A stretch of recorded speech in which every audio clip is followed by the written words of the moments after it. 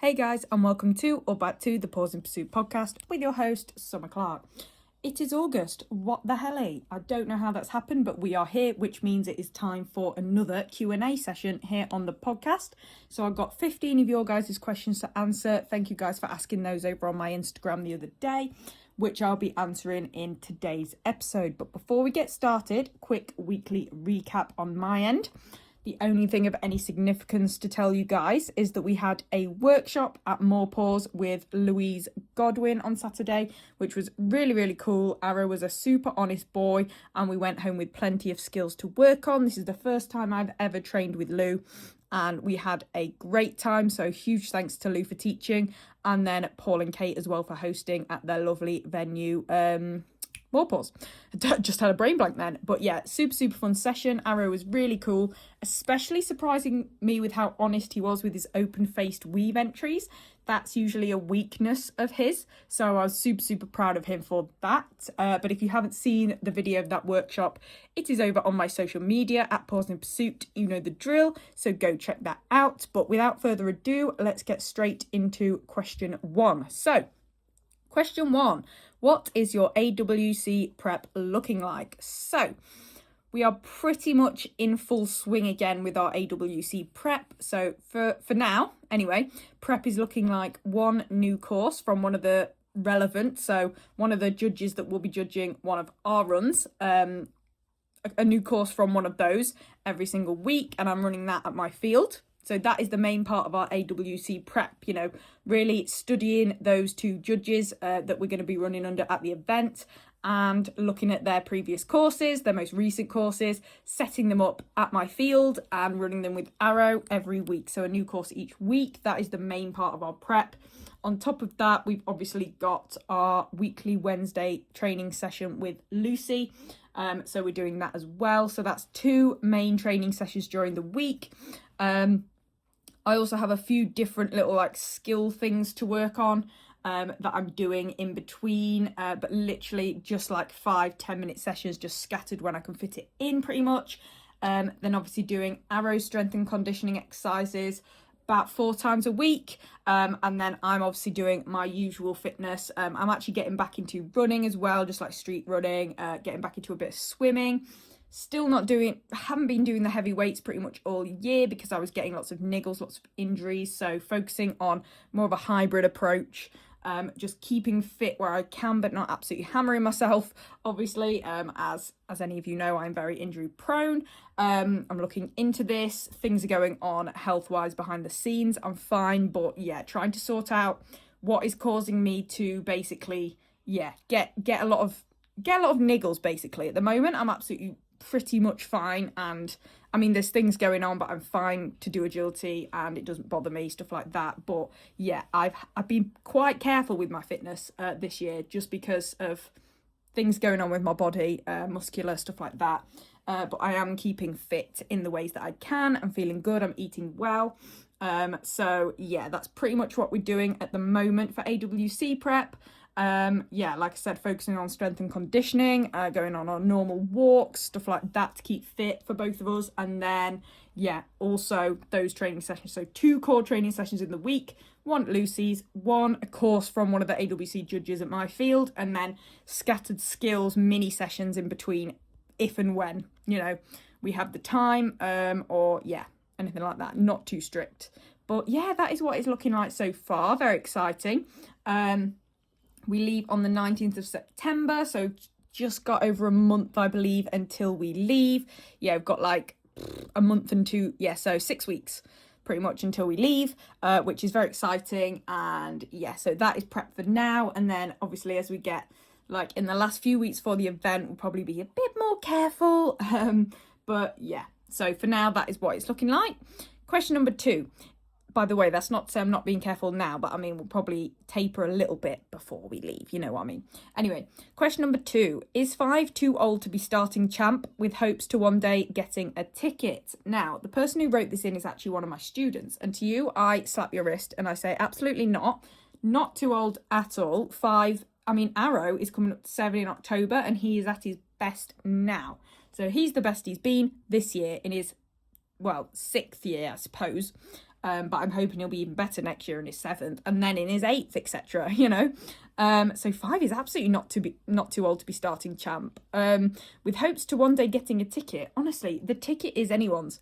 And I honestly say this from the bottom of my heart. You do not have to have a super fast dog to win a ticket. Just get the right course that's really tricky and the fast dogs go wrong or they get a pole or a contact and it can be yours, And if the 2 rounds are hard as well and the fast dogs might not even get in the final, the hope is always there, okay? Doesn't matter what speed of dog you've got. I mean, as long as it doesn't literally walk around the course, which I know yours doesn't, to the person who wrote this in. So yeah, the ticket is anyone's. You don't have to have the fastest dog, as long as you work on your skills, work on tightening things up and putting the best run you can. The ticket could easily be yours. And like I said, champ is fun. Like, yes, it can be stressful, but enjoy it. Like, enjoy the new challenge. Enjoy, trying to get those 2 clear runs and into the final, and then just blast the final. It's a fun setup. So just enjoy it. Just work on yourself, work on your dog, work on getting yours and your dog's cleanest, fastest, tightest, neatest run possible, and then see what happens with the results. Okay? All you can do, your aim shouldn't be to get a ticket. Your aim should be to run a champ final and think that is the best run we could have done, and keep doing that, and you may get the ticket. Okay? But the goal should be to get that out of yourself and your dog. That kind of run, if that makes sense. Okay, so no, it is not too old. You cannot be thinking about that. Okay, so question 3 is, what is your favourite skill to see on a course? Okay, this is interesting. With Arrow, I love a threadle slice or a threadle wrap. Anything threadle, I just love. And I think this may be because Arrow used to struggle with threadles quite a bit. And he used to take the back sides a lot. And with threadle wraps, he used to come too wide. And I used to pull him off too much before I flicked him back to the threadle wrap. And we worked on it so hard that now his threadles are amazing, whether that's a slice or a wrap. I hope I haven't jinxed that for the weekend, by the way, because it is KCI tomorrow and Saturday and Sunday for us. But generally, his threadles are awesome. They just feel really nice and really smooth. And my cue for a threadle wrap is iconic. La, la, la, la. I love saying that. It's so much fun. Rolls off the tongue. So I must say, yeah, threadles, slices or wraps are both a lot of fun. And their Arrow's probably one of his most reliable skills. And they just feel smooth and I just love them. I never worry about getting in his way with the pole aspect because I'm out of the way for them. And yeah, I love a threadle slice, love a threadle wrap. Love, love, love those jump skills. Weave entry skills, I prefer a closed face weave entry. Any kind of tricky closed face entry I'm absolutely here for. Open face, bit of a nemesis, not a fan. But I do love a nice angled closed face entry. Off a dog walk is fun. Dog walk closed face entry, tunnel closed face entry, anything like that is a lot of fun. And yeah, I'd say those are my favourite skills. I know the question was favourite skill without an S, but I decided to make it plural. There's like 3 or 4. But yes, that is what I love to see on a course with Arrow. But like I said, every dog will be different. But for him, I walked that and I'm like, yeah, can't wait for that. Question number 4. Why do you attend workshops with other instructors when you're an instructor yourself? This is a good question. I can see why some people don't understand why I do that. But as an instructor, it is important to know that as instructors do not know all. Okay, no one has every piece of knowledge in their field yet, especially me. I'm not as old as some instructors. That sounds terrible. I'm not calling instructors old, but I'm only 25. There's instructors that are older than me and I've been doing agility, both competing and handling and teaching for a lot longer. So obviously I want to go to them because they'll have more knowledge than me because they've been doing it longer. Also, every instructor has a different approach to training. And I like to go to other instructors to kind of get a feel for their approach too. Not only for inspiration in my own teaching, but also they could have a different approach for me to try with Arrow that I haven't even thought of because I haven't come across it before. And the only way to come across new approaches, new tactics, new methods, stuff like that, new skills, is to go and find them. And the only way to do that is to go and do different workshops with different people. Okay, that's literally the only way to do it. Because yes, we compete on different courses, but we don't talk to the judge, do we? We don't sit and talk to the judge before or after. and discuss the course really. So going to workshops with other trainers, you can really talk to them about things. And yeah, I get inspiration from my own teaching and also inspiration for, refining arrow skills, teaching him new skills, stuff I wouldn't have thought of before because I haven't come across it, stuff like that. So it's just about broadening your horizon basically, and that is what I go to other instructors for, and I find it very beneficial. And also it's fun, isn't it? It's just fun to go and train your dog with someone cool, a cool teacher, a cool handler, competitor, and spend time in a group with other people that maybe you don't train with regularly. And yeah, it's just fun as well. It's just another reason to go and run arrow at the weekend, so yeah, those are my reasons for attending workshops with other instructors, even though I'm one myself. Question number 5. In your opinion, what should a grade 1 to 2 course look like?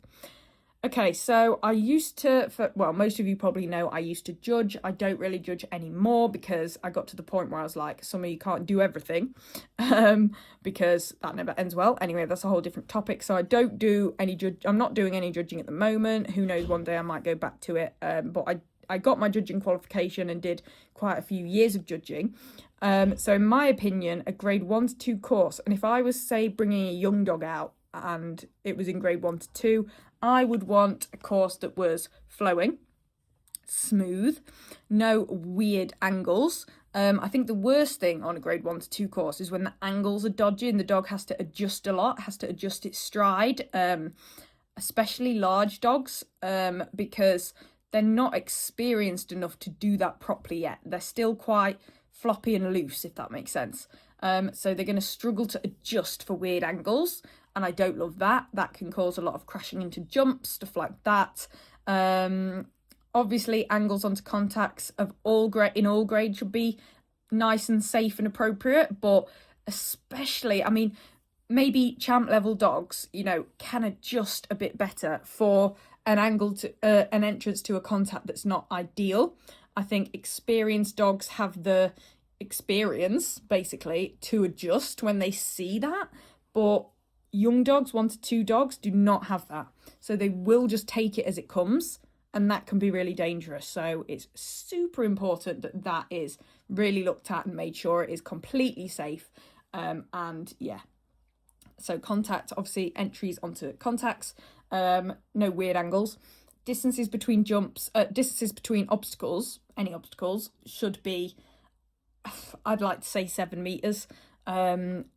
Anything, especially for large dogs, I think when we see some like 5.5 meter distances between obstacles, again, young dogs really struggle to sort their stride out enough to kind of do that. So I think a grade 1 to 2 course should be open with nice distances, nice angles, nice lines, and encourage speed and confidence and drive. I think that's the main thing with our 1 to 2 dogs. We want to, get that enjoyment for the sport. We want to get that drive for obstacles, drive for chasing you, and just, general enjoyment of agility. I think the worst thing we can do is ask too much of our young dogs, skills-wise, because it can easily overwhelm them.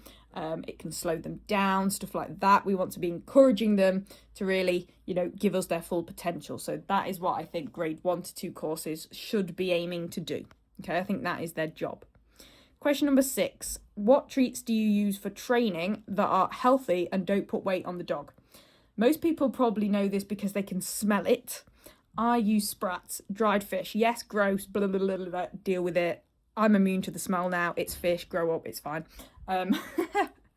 I just use dried sprats. They're completely natural. They have not put any weight on arrow. Like I said, they've got no additives, no artificial flavours, sweeteners, anything like that some traditional training treats may have. So yeah, anything natural like that with nothing added, or very minimally added. They're not gonna, they're literally fish.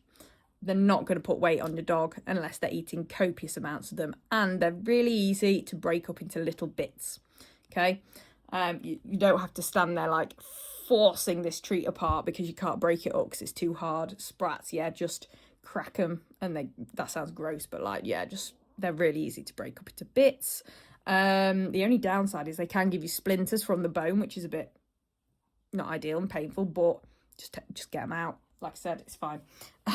So that is my go-to for Arrow. But yeah, anything natural like that. Natural is best because you know it doesn't have anything added, and it's usually the additives and the extra fats and stuff like that that will put the weight on the dog.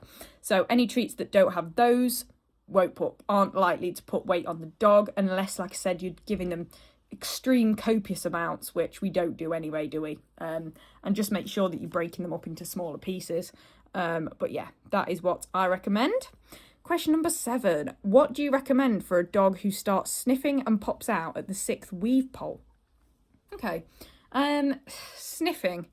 See, this can be, if it's at the 6th weave pole every time, I would say the sniffing is more of a displacement behaviour than actually being interested in sniffing what is on the ground, if that makes sense. It would be a bit of a coincidence if there was something nice to smell on the ground at the 6th weave pole of every single time your dog did the weaves, if that makes sense. I highly doubt that's the case. So I'm going to say it's more of a displacement thing. And then the fact that they start sniffing and then pop out, and I'm guessing carry on sniffing down the line of weaves or in the area, but always come out of the 6th and don't try to carry on weaving and complete the 12. That's too much of a pattern to be a coincidence, I think, as far as the sniffing goes. So I'm guessing your dog doesn't have a good enough understanding of completing a set of weaves past the 6th pole, and therefore displaces and comes out because they're thinking, oh God, I don't know what to do past this point. So what I would do is go back to basics, revisit the foundations of the behaviour. I know it's really simple, kind of really obvious advice, but this is what you have to do when a behaviour breaks down, is go back to the foundation stages of it. So if you taught them weaves using the channel method, go back to opening up the weave poles and really focus on getting them to drive through all the weave poles before then gradually closing them again. If you did the 2x2 method, then go back to the foundation stages of that, and then gradually add your 2 weaves in again, from 2, like literally start back at 2, back at the entry, and then gradually add them again until you've got the full set of 12. Like, just go back to the very start of that behaviour and just reinforce the basic parts of it, okay? And then build up from there. That is literally the most effective way to, and it's not retraining, it's just refining, okay? So to me, there's a difference between retraining a behaviour, which is essentially forgetting what your dog has learned about a behaviour and training it a different way and changing the criteria, so what your dog has to do changes completely. That's retraining. Whereas, refining is just keeping the criteria and the behaviour the same, just going back to basics and going through the process again. It's not going to be as slow as it was the first time you taught it, but it's just reminding, it's refreshing. So refining is refreshing, essentially. You want to be refreshing your dog's understanding and basically making it stronger by going back to the foundations of it, okay? And with this, we'll build a better, more solid understanding. And as we know, with a better, more solid understanding comes more confidence, okay? And even if your dog's great at a behaviour, there's no harm in going back to the foundations every now and again, because it can only make it better. It can only make it stronger, okay? So never be afraid to revisit foundations. And in your case, I think you should. And just, go back to basics. You probably find that you can quickly progress back through it, okay? Or at least to 6 weaves, say if you're doing the 2x2 method, okay? And then slowly add it back until you get to 12. Be slow with it, okay?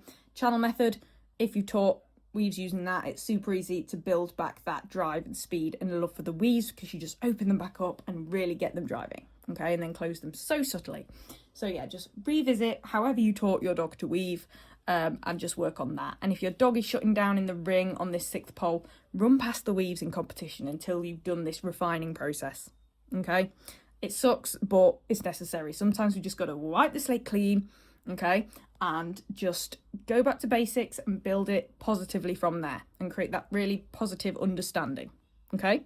Good luck with that. I know it's very frustrating, but it's doable. Very, very doable. Okay. What are your go-to mid-afternoon snacks to pick you up on a show day? Great question. So, I feel like we'll all understand this. When it gets to like 3, 4, 3-4, I was going to say 5, but no, I'm dead by then if I don't eat. 3-4 p.m, just in a general day, never mind at a show day, start getting a bit peckish. It's been like 3-4 hours since lunch, and it's like, right, I need something, okay? That's what we need every day, I think. We can't go from like 12 to 7, like, I can't anyway. So we all need a mid-afternoon snack, but on a show day it's even more important because we're likely to have runs around that time to after. You know, you could be running at 4, 5, 6 o'clock, okay? What you ate at 12 is probably not going to still be fueling you at 4, 5, 6 o'clock, okay? So for a show day, I usually take granola bars, okay? Granola bars are king in this scenario. They're super convenient, super easy. Don't have to be refrigerated, anything like that. You can literally just get it, open the packet, eat it, bosh, done. I never have a different mid-afternoon snack. Actually, sometimes I'll be cheeky. If there's a cake stand or brownie stall or something like that, or an ice cream van, I may switch my afternoon snack up for one of those instead of a granola bar. But it still provides energy, okay? It still provides energy, everything in moderation, but usually granola bars. Now, I either buy granola bars, so my favourites are the Pip and Nut peanut butter bars. Oh my God, to die for. I'm a peanut butter freak though, so I guess that makes sense. Or the Eat Natural, the green Eat Natural ones. Can't remember the flavour, salted caramel and something. They're amazing. Just the green packet of Eat Natural granola bars, insane. Or I make my own if I can be bothered. So I usually try and make my own. Okay, if I forget or I haven't got ingredients, I'll buy, but I usually try and make my own. The recipe is on my Instagram. Okay, so scroll down quite a bit on my Instagram and you will find the recipe for my homemade granola bars. That is my mid-afternoon snack. They've got dates in them, peanut butter, honey, oats, all the things you need for energy, protein. Yeah, they're amazing. Almonds, they've got almonds as well. So yeah, go check that out. Make some. They're really easy to make. It takes like less than 10 minutes, probably 5 minutes, and then you just refrigerate them overnight and then cut them and then they're ready to go. I just wrap them in tinfoil. I cut them, you'll see how I cut them on the video anyway in the post. Cut them into 6 and then wrap them in tinfoil. Bish bash bosh, ready to go. So those are my go-to mid-afternoon snacks. Granola bars, homemade number 1.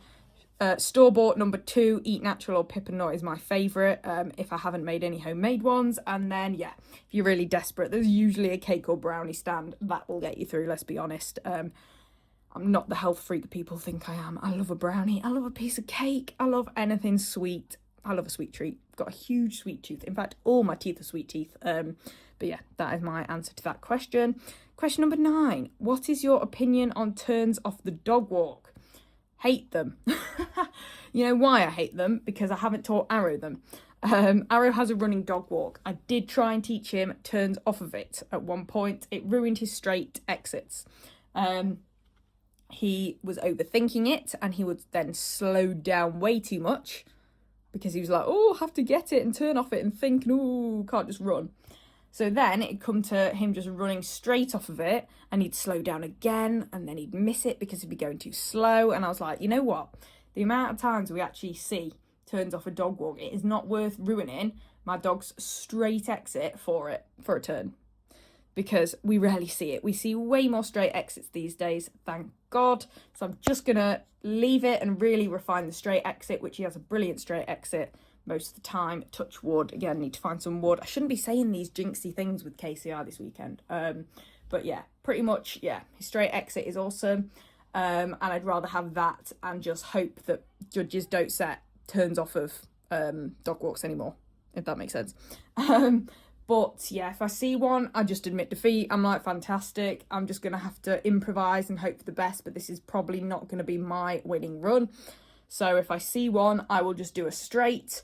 And then when he's on the floor, once he's finished it and come off it, I'll then turn him on the ground. But that can go wrong if there's a trap obstacle, obviously. Or I'll go ahead and then once he's off of it, I'll do a sharp front cross and improvise. But yeah, no, I don't like a turn off the dog walk. Like I said, with a sensitive dog like Arrow, trying to teach turns just ruins, for Arrow anyway, ruined his straight exits, which are much I prioritise that over turns because we see so many more straight exits. And for me, Arrow's happiness and confidence and speed is the main focus. It always has been, it always will be, because that's the kind of dog he is. So yeah, I don't like to turn off a dog walk. I personally have never set one as a judge. Slight soft turn isn't too bad because they're still running straight. It's not something that you'd have to cue a turn off of, if that makes sense. If it's a slight angle, by slight, I mean they're still running forwards and they're not having to turn till they're on the ground. But sharp, significant turns off the dog walk, I don't think are necessary anymore with our dogs that have running contacts. I get it back in the days where there were stops. I just remember with Ethel, and this is probably like 2017 or whatever, but I remember there being, probably before this actually, I remember there being a dog walk and then a tunnel under it, and the course was no joke. Dog walk, tunnel under the dog walk. I'm not even joking. That was the course. Because everyone had to stop contact. And distances, were tiny. It was bizarre. Anyway, yeah, in this day and age, I don't love a turn off a dog walk. I don't think most people do, I'm not going to lie. Question number 10. How do you perform to the best of your ability on the days where you don't feel 100%?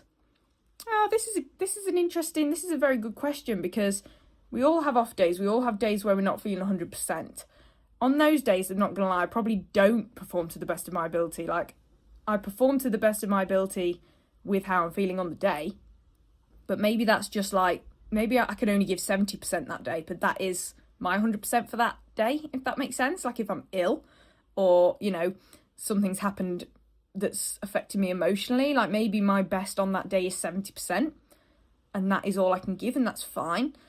If I'm not feeling 100%, it's going to be really hard for me to perform to the very best of my ability. That's why, especially before big events, I put so much into feeling 100%, in the build-up, to make sure that I do feel 100% so I can perform to the very best of my ability. But on the days where I don't, because sometimes we're not going to feel great, but we've still got a show at the weekend, it's just about going and giving what you have, basically. Thinking, right, it's probably not going to be my best weekend, but I'm going to give everything I have.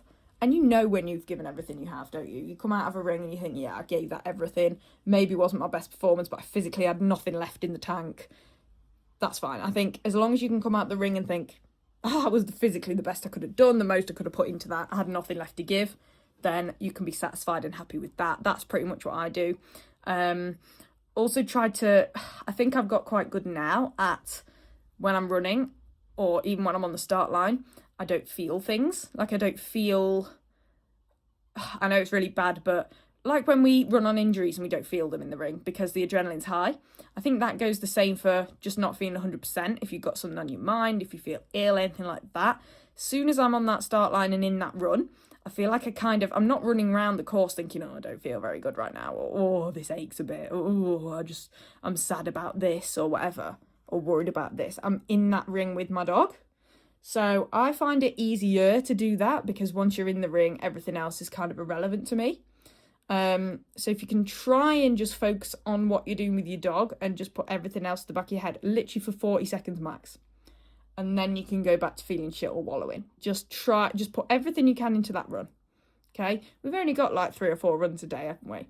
So even if we're feeling shit, we can push ourselves through those ones, By the way, I'm not advocating for pushing yourself through injury or illness or anything like that. I mean the days where maybe, you feel 70%, not 100. Do you know what I mean? If you're feeling 20% or less, you're probably really ill, or you're probably really injured, or you're probably really emotionally not available for agility, and you probably shouldn't be doing agility, if that makes sense. I'm on about the days where you just feel a bit off, a bit like, don't really want to do this particularly, but whatever. Not where you're in the dregs, in the trenches. If you're down there, then you probably should stay at home, stay in bed, stuff like that. But yeah, if you're just feeling a little bit off, but you still got a competition, you can push through. Okay, you can push through, and as long as you know you've given the best you can on the day, then that is fine. What else can you do? Question number 11. What is your winter training list looking like, and how do you create a suitable one? Great question, because believe it or not, it is getting to that point, isn't it? It is getting to that point. The summer season is gonna come to a close.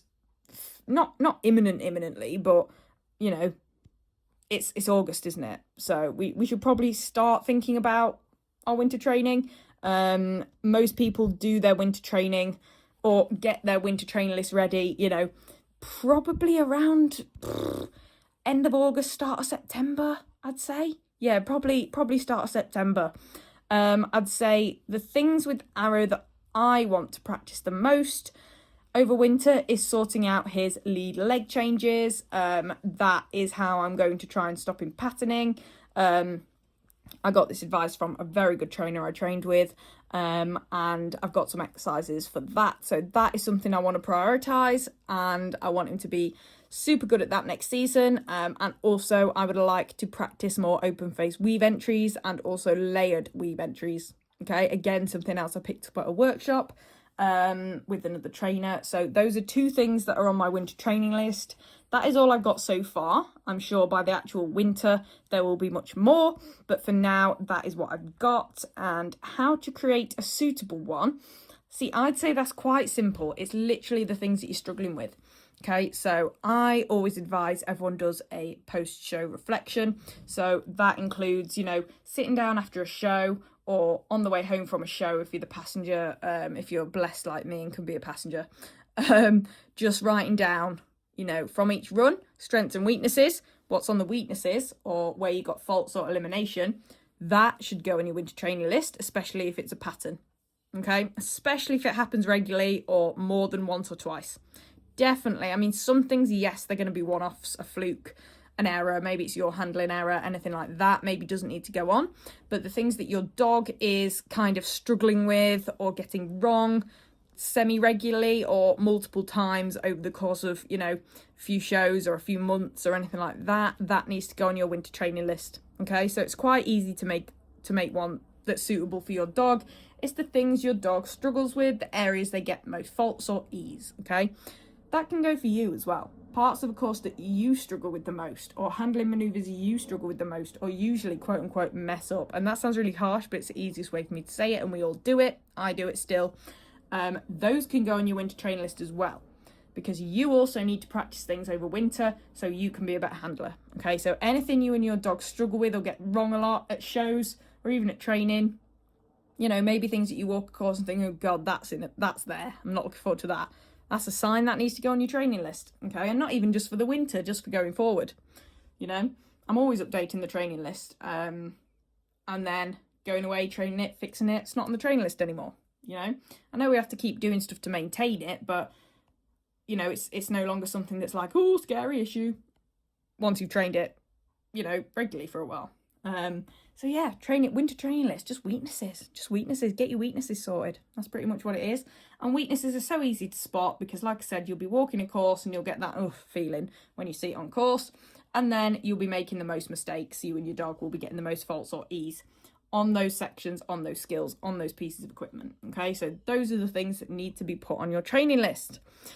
Question number 12. Has Arrow noticeably grieved Ethel? We recently lost our eldest and our youngest isn't right. First of all, I'm very sorry to hear this. No, Arrow isn't noticeably grieving Ethel. Ethel grieved Earl when Earl died about 3-4 years ago. 3 years ago. She was upset, but they were a duo for quite a while before Arrow came into the picture. They were just a twosome. I think when Arrow came in, Arrow was the third dog, so he didn't really get super attached to either of them particularly. He's always been in his own little sensitive bubble, bless him. His crazy little weird little spaniel bubble. So I don't think he got attached to either of them overly in any particular way. He didn't grieve when Earl died. Ethel did, and then obviously it's been 3 years where it's just been Arrow and Ethel, so I did think maybe he would, because it's just been the two of them now for a while, but he hasn't. Honestly, it sounds horrible, but I think he's not, I don't think he thinks enough to think about it, if that makes sense, bless him. Not in, yes, he's sensitive and he picks up on things and he's, you'd think he would because he's sensitive, but in everyday life, he's quite a clumsy all over the place scatterbrain. So I just think his brain's too scattered to process it, honestly.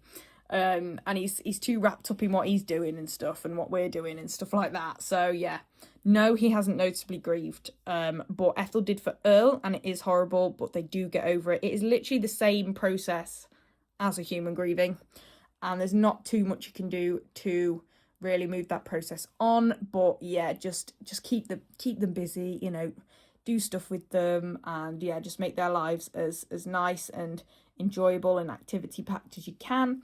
But yeah, it takes time, and it's normal. It is normal. Like I said, it's like humans. Some people take it harder than others, and timelines differ and stuff. But yeah, it isn't nice. But no, Arrow, I haven't noticed.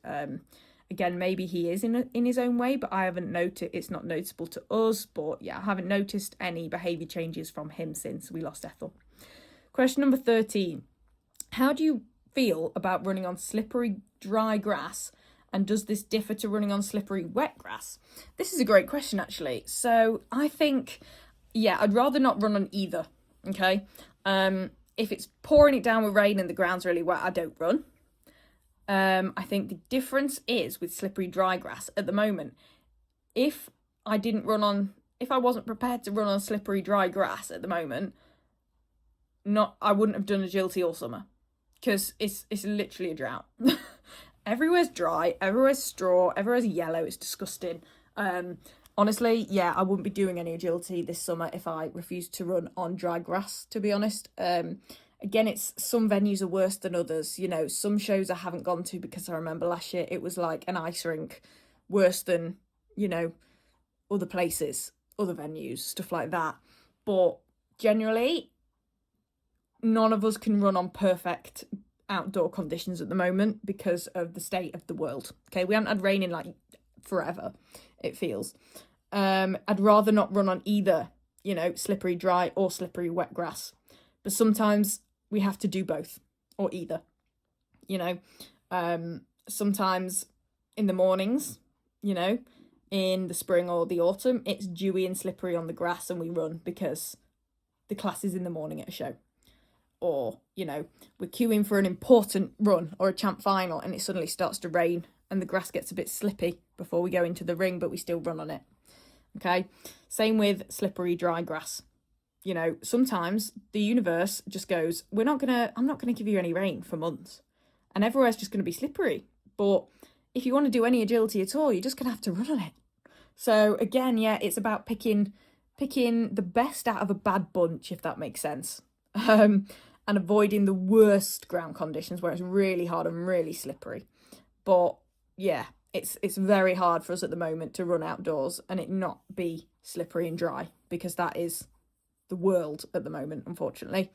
So that's the only way it differs to running on wet grass, is that there's no avoiding dry grass at the minute. None. Yeah, unless we just want to run indoors training every now and again. And I can't do that because I've got to keep me and Arrow fit and agility fit and stuff for EO, even though it was cancelled, and AWC over the summer. And I don't have access to train indoors really at all, ever. I mean, sometimes, but not often. And that's not doable for me, so I have to. Okay? Whereas slippery wet grass, it rains a lot less than it's dry, if that makes sense. So it's easy to avoid because, you know, we're missing out on a few runs when it chucks it down. You know, it's not the end of the world. We're still doing agility on a regular basis, if that makes sense. So I guess it does differ, but neither is ideal, but it's nature, isn't it? It's nature. It's horrible. Anyway, praying for a little bit of rain overnight at some point, please. Question number 14. The agility community can be very toxic and you put yourself out there a lot. How do you not let this affect you? This is a great question. Honestly, I think the best thing to do is don't sit and scroll on social media, especially Agility Net. Just don't do it. Just don't do it. Because in my opinion, that's where it's the most toxic, online. Keyboard warriors, you know. So yeah, I don't sit and scroll on social media, to be honest. I create a lot of content on social media and I have a look enough to know what's going on generally, even though sometimes people bring things up and I'm like, what? I didn't know that. Because that means scrolling on social media. And it does mean I miss out on people I know's results and what they've been getting up to sometimes. But I'm like, you know what? I just don't engage too much on it because there is a lot of toxicity on there, unfortunately. So I think that is a big thing of how I don't let it affect me. I limit my exposure to it, if that makes sense. And then even at shows, I'm quite a keep myself to myself person at shows. I'll just be with my mum or my boyfriend, or, you know, I'll talk to everyone. I'll talk to everyone, but I'm not one to like really be out there just gossiping to everyone all the time at every show, if that makes sense. I'm still quite quiet at shows, keep myself to myself. Okay, so I just try not to engage too much with it, either online or in person, and just focus on my runs, focus on my performance and stuff like that. Okay, and then if I do get, I don't get hate, but if I do get any negativity or any weird comments or anything like that, either in person or online, I just try and think, it's going to happen, it's worth it, because honestly, 90 to 95%, I'd say 95%, yeah, solid 95% of the comments I get and the engagement I get is positive, like at least 95%. So that hugely weighs up the few weird comments or anything like that I could possibly hear. But generally I don't, because like I said, I don't particularly get involved in any drama or gossip or anything like that. So I don't give anyone a reason to, you know, include me in the toxicity. So that's pretty much how I get around that. Fairly easy, to be honest. And then the last question, what are your goals for KCI? So I've talked about this before and you're probably sick of hearing it, but I just want to give every single run mine and Arrow's very best and come out thinking, do you know what, that was the best we could possibly have done. I gave that everything. Tomorrow we've got KC Stake semi-final. And Saturday is Champ, and then Sunday is ABC, and then a few normal runs scattered around those. So them, as far as the normal runs go, we'll see where we are in the day if we do those or not. But yeah, those are the things that we've got. I'm not there on Friday, but I am there Thursday, Saturday, Sunday. So yeah, that's pretty much my goal. Obviously, it'd be nice to do well in these things, and that is always, you know, part of the goal, I suppose. But the main goal, the first and foremost goal, is to come out, even if it's not clear, and think that was the best we could have possibly done. Yes, there might be disappointment if the results, you know, if we don't get the result from it, but that has to be the goal first and foremost. Control the controllables and yeah, do the best we possibly can with those controllables and see what happens. So yeah, that is all the questions, guys. I hope you enjoyed this week's episode. If you have any further questions, or if you want me to go into detail about any of the questions anymore, then please just DM me on social media at Pause in Pursuit or Summer Clark. If you have any other questions about anything else also, or just want to chat, again, DM me on those platforms. I'm pretty much active on social media every single day, especially Instagram. So yeah, make sure you are following me on there as well. That is where you can keep up with me and Arrow, what we're doing and how we get on at these shows. My KCI experience will be on social media, on my Instagram stories and stuff. So follow me over on there. And what else do I say in this little outro ramble thing of mine, little waffle? Also, if you enjoyed today's episode, please do leave the podcast a 5-star rating and review on Spotify or Apple Podcasts. That would mean the absolute world to me. Also, make sure you're following the podcast on whatever podcast streaming platform you use. That way you will never miss another episode. I have a very exciting guest recording this Friday, so in 2 days' time, that will go up next Wednesday. So the next episode will be a very, very cool guest, and it will also include my KCI debrief. So make sure that you're following so you don't miss that going live. And what else do I say? Also, I offer in-person agility training in Lincoln. So if you'd like to train with me, I offer one-to-ones and group classes and the occasional workshop. I am actually starting to get on my workshop grind now. That is one of my personal business goals. So if you're interested in any of that, then please do again send me a DM. I am in Lincoln, postcode LN6. So if you'd like a one-to-one, we can discuss availability and get you booked in. And if you'd like to join a regular group class, whether that's weekly or fortnightly, I have a variety during the day and in the evenings, then please do DM me and I can let you know what I have available. And yeah, that is pretty much it from me, guys. If you would like to treat yourself for the winter. We were talking about winter training plans, weren't we? If one of your winter goals or things you want to train over winter, or even just from now, includes something that could be helped by a training aid, for example, a weave guide, a stride regulator, a tight turn guide, please do head over to my Safe Stride Solutions link, which you can find in the description of this episode. Then you can go and treat yourself. You can do some agility shopping. And honestly, these training aids have not only helped me and Arrow on our agility journey, but they've also helped so many of my students in various ways with their various training issues. And even if you don't have an issue, even if you just want to, like we were talking about earlier, refine your dog's skills in a certain area, a training aid can really help that and really speed up that process. So please visit my link and treat yourself. You deserve it. That is it from me, guys. Make sure to tune in next week for an exciting guest episode. But without further ado, I will probably see most of you at KCI. So I'll see you there. If not, I will speak to you all next Wednesday at 8 p.m. on the podcast. Bye, guys.